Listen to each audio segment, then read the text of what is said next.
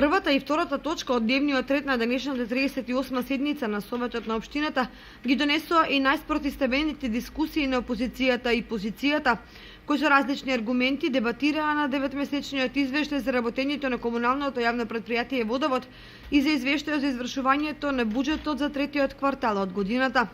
По содржајното излагање на директорот Липчо Папазов за работењето на комуналното јавно претпријатие Водовод во периодот јануари-септември, во која беа изнесени податоци за позитивни резултати, како и планови за нова организациона поставеност на претпријатието, советниците од опозицијата негативно го оценија периодичниот документ и поставија повеќе конкретни прашања. Тие се интересираа за бројот на вработени во претпријатието, за статусот на вработените, за наплата на паркинг просторот, за квалитетот на термалната вода и слично. Комуналното јавно претпријатие врши стопанисување со јавните паркинзи, тоа со обележените паркинг простори во општина Кочани, и според тоа треба да имаме увид и во врска со јавните паркинзи колку имаме вработени, колку имаме приходи по тај основ и дали тие приходи се оправдани, дали одлуката за воведување на платениот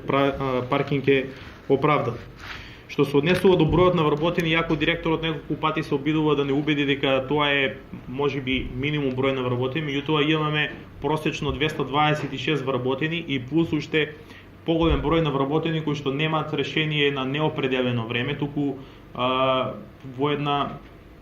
состојба на времени ангажирани вработени, кои што немаме увид колку се тие и дали тоа значи дека во моментот комуналното јавно претпријатие, значи ова ми е конкретно прашање до директорот, дека во моментот комуналното јавно претпријатие го има и максималниот број на вработени од неговото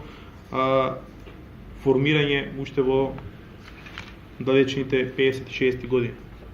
Би сакала да знам каква стратегија има комуналното претпријатие во поглед на вработените актуелно кои се ангажирани, дали во секторите ќе има ангажирани нови вработувања и како истото тоа ќе биде изрегулирано, бидејќи вие како менаџер, правејќи ја целата стратегија, имате насоки, знаете и како ќе се одвиваат работите и знам дека луѓето кои што се запослени таму сепак ќе ги интересира, а и нас граѓаните ќе речам што всушност ќе се случува со ова нова систематизација. Во однос на прашањето за бројот на вработените, убаво стои во извештајот, не е премолчено, просечен број на вработени 226 и просечен број на вработени преку агенцијата 39. И не е ова апсолутната најголема бројка на вработени. На денешната седница копија се кршија и околу извештајот за извршувањето на буџетот на општината за третиот квартал од 2015 година.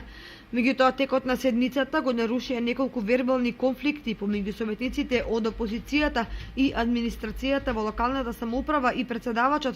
пошто за време на паузата советничката група на СДСМ ја напушти салата за состаноци. Множинството советници потоа без дискусии и на брзина ги изгласаа предложените развојни програми и ја завршија работата на Советот.